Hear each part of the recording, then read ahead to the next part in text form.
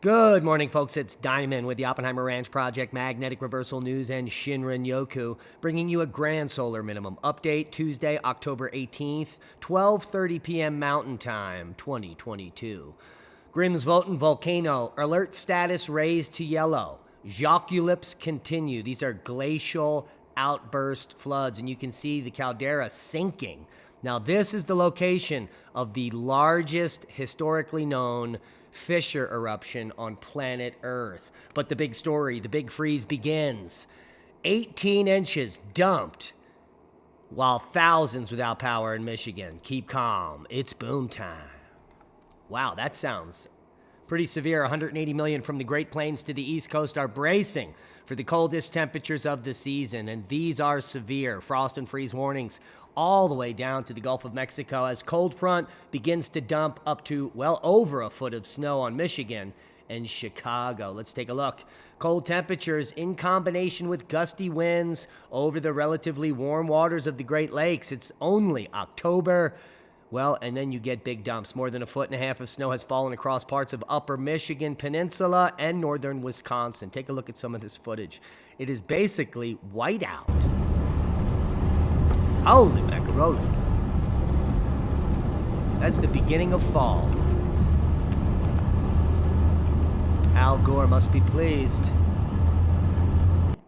And while the highest snow totals have been found near Lake Superior, snow has also been reported in other cities across the upper Midwest and Great Lakes. Here are some top snow reports.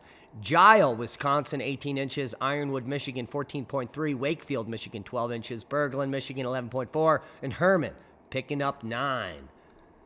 Here are those power outages. In fact, Michigan is the big winner chicken dinner in the entire continental U.S. there, with 31,000 without power due to that heavy, wet snow. Now we have snow falling in central Illinois Monday evening as well, albeit much lighter, and there were snowy scenes across Indiana Tuesday morning. There you can see the flurries, and a hard freeze is expected for a huge swath of the U.S., and we'll get to that in just a second here, as Denver might get its first snow as early as this weekend. And was Monday's snow the earliest on record for Ohio? Well, it just might be. A trace amount was recorded at the CVG airport, and there have only been 2 other occurrences with traces this early. One in October 11th in 1905, and another October 12th in 1921. Now, at first glance, you'd think that yesterday's snow was not the earliest because of these 2, but these may have been, in fact, hail and not snow. So it might have been the earliest snowfall for parts of Ohio, and that is a boom. Now, wildfire smoke is causing unhealthy air quality in the Northwest. Let's take a quick look over at the fire and smoke map, and you can see where multiple fires and the wind patterns are making that smoke accumulate here. And take a look at how smoky it is in Everett, north of Seattle. Seattle's probably in the dark there. Bellingham is completely choked out. Mount Vernon, and this goes all the way up into Abbotsford, Langley. Vancouver has got some very poor air quality, and this is due to multiple fires burning in that region and not a lot of wind pushing it out. In fact, it seems to be pushing it north here into Canada. So heads up on the smoke map. Now take a look at the hard freeze all the way to the coast here, all the way down into the southwest, even some portions potentially all the way into the Florida Panhandle here. And it is going to be chilly. So heads up. Colder temperatures and breezy winds and high elevation snow is expected Friday will bring in better air quality for the Northwest, and that's good news. But much below normal temperatures with morning frost and freeze conditions will continue through Wednesday for much of the south and eastern U.S. So heads up, bring those sensitive plants in if they haven't already frozen. We can take a look at some of the models there, and you can see that winter storm system that's producing the snow and rain in the Northeast bombing out and moving up into Canada, eastern Canada there. The rest of the country is going to be rain calm until early this weekend when a system is moving into the Pacific Northwest there and going to bring heavy snow, more heavy snow. Take a look at that snow band there by the end of the weekend on Sunday. Sunday will be a fun day. Let's move it through. Here is your Tuesday through Wednesday. Snow is going to continue in Ohio, Illinois, maybe Pennsylvania, up into upstate New York. And then beginning of the weekend, that snow is going to dump down into Washington State heavy and into Idaho, western Montana. The Sierras picking up their first deep dump, as well as Nevada, Utah, Colorado. Take a look at those totals. And if we extend the map forward, which is, a little bit out, we can see the snow is going to continue across the lower 48. Almost 40 states with snow before November even begins on the models.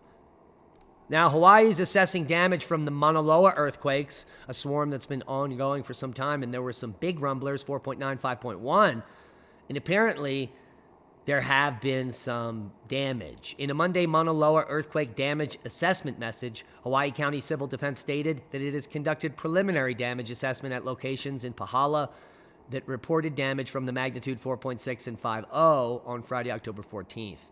To capture the extent of damages, Civil Defense is requesting residents and businesses to report it to this number. So heads up, if you live in the Pahala region and you had damage, you can call the number. All the links will be below. Seismic update. No quakes of note. Good news. All is quiet on the Western Front. As there is also some good news in Iceland. The seismic swarm has been reduced to nothing but a seismic flurry. The ongoing activity is still happening in the Uranus fracture zone. We still have some activity at Astja and Grimsvotn. Alert level has been raised to yellow as the Jokulips continue. And this is releasing pressure on the caldera, which often leads to eruption. The eruption style is typically effusive with explosive magma water ice reactions, which are often referred to as phreomagmatic. We also have Katla volcano now with a continuous seismic swarm that may trigger a Jokulips, which then may trigger an eruption. So we've got two potentially explosive volcanoes on Iceland about to go boom. Chikarachi volcano in the Pamir Islands, the Kurils in Russia, has a strong ash emission yesterday. And we also have Nevados de Chillán in central Chile, an episode of above average explosion continuing there. So lots of activity worldwide on the volcanic front. Space weather news update. The sun is quiet. The geomagnetic forecast for 3 days is quiet. And the disk is blank. As we enter solar max, the sun, well, just one spot down there, turning away. Bizarre blue blobs hover in Earth's atmosphere in stunning astronaut photo. But what are they? Well, this one down here is a lightning strike. Isn't that fantastic? Let's see here we go. The first blue blob is the result of a lightning strike illuminating a large bowl of uncovered clouds in the Gulf of Thailand. And there's that shot. That is one heck of a plasma discharge. What's the second one? Oh, there it is. The second blue light is the result of moonlight scattering of particles in Earth's atmosphere as it rises, and that's an oversaturation there. So nothing exciting coming here from live science. Now astronomers have a cataclysmic new theory to explain Uranus's tilt. There are plenty of interesting things about Uranus.